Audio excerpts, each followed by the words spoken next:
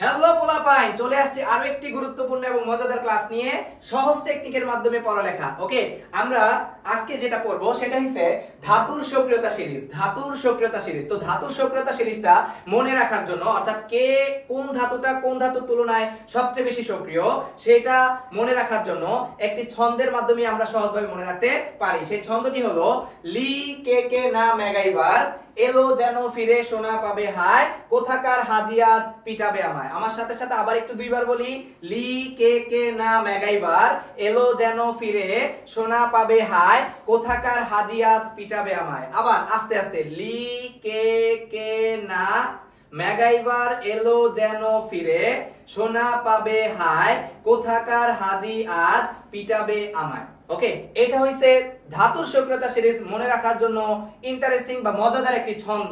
এবার আমরা একটু দেখি লিতে আসলে কি বোঝায়। লিতে আমরা আসলে বুঝাচ্ছি লিথিয়াম, কেতে বুঝাচ্ছি পটাশিয়াম, আবার কেতে বুঝাচ্ছি কি ক্যালসিয়াম, নাতে বুঝাচ্ছি কি সোডিয়াম, মেগাইবারে বুঝাচ্ছি কি ম্যাগনেসিয়াম, এলোতে বুঝাচ্ছি অ্যালুমিনিয়াম, জ্যানোতে বুঝাচ্ছি জিঙ্ক, ফিরেতে বুঝাচ্ছি কি ফেরাম, সোনাতে বুঝাচ্ছি কি স্ট্যানাম, এরপরে পাবেতে বলতে আমরা বুঝাইতেছি কি প্লাম্বাম, হাইতে বুঝাইতেছি হাইড্রোজেন, কোথাকারে বুঝাচ্ছি কি আমরা কপার, হাজিতে বুঝাচ্ছি কি মার্কারি, এরপরে আজে আমরা বলতেছি আর্জেন্টাম, দ্যাট মিন্স সিলভার, এরপর আমরা কি বলতেছি পিটাবে, পিটাবে থেকে আমরা কি বলতেছি প্লাটিনাম, আর আমায় থেকে আমরা বলতেছি অরাম।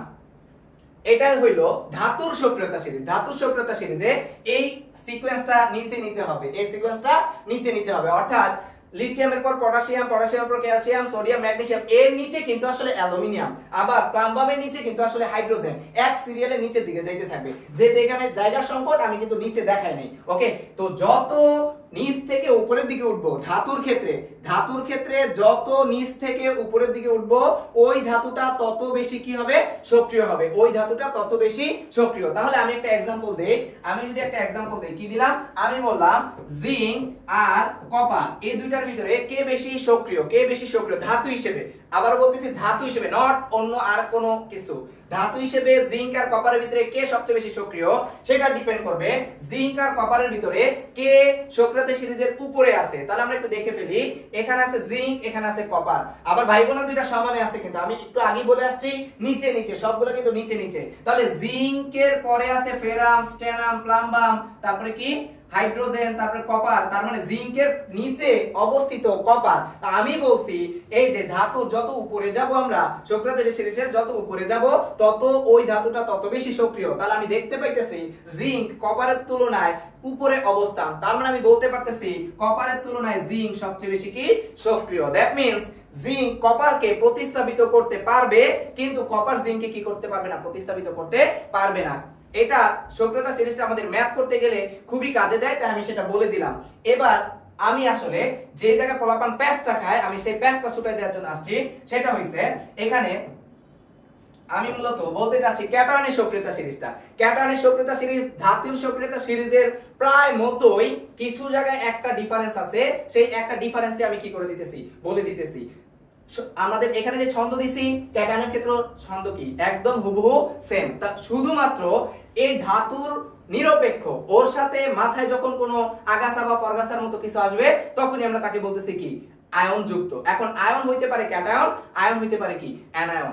যদি দেখি ধাতুগুলো ইলেকট্রন ছেড়ে দেয় তখন ওর মাথায় যেটা আসে তখন আমরা তাকে বলি কি টোটালটাকে আমরা বলতেছি তখন ক্যাটায়ন। তার মানে ধাতু ইলেকট্রন ছেড়ে দিয়ে যে অবস্থায় পরিণত হয় সেই অবস্থাটাকে আমরা বলতেছি কি, বা সেই আয়নটাকে আমরা বলতেছি মূলত ক্যাটায়ন। আমরা এখন পড়বো ক্যাটায়নের সক্রিয়তা সিরিজ। তো ক্যাটায়নের সক্রিয়তা সিরিজ আমি এই প্রত্যেকটারই ক্যাটায়নের আকারে যদি লিখি, তাহলে লিথিয়াম আসবে আমাদের কি আকারে, লিথিয়াম প্লাস, এরপর আসবে আমাদের পটাশিয়াম প্লাস, এরপর আসবে ক্যালসিয়াম 2 প্লাস, এরপর আমাদের আসবে সোডিয়াম প্লাস, এরপর আমাদের আসবে ম্যাগনেসিয়াম 2 প্লাস, এরপর আমাদের আসবে কত aluminium 3 plus, zinc 2 plus, ferrum 2 plus, stannum 2 plus, plumbum 2 plus, then আমাদের আসছে hydrogen plus, copper 2 plus, mercury 2 plus, then argentum plus, platinum 2 plus, আর সর্বশেষ অরাম। অরাম কি 3 প্লাস। অর্থাৎ এগুলো আমরা দেখাইছি ধাতু হিসেবে আর এগুলো দেখাইছি আমরা ক্যাটায়ন হিসেবে। অর্থাৎ ধাতুগুলো ইলেকট্রন ছেড়ে দেওয়ার পর যে অবস্থায় পৌঁছায় এগুলো তার ক্যাটায়নিক রূপ।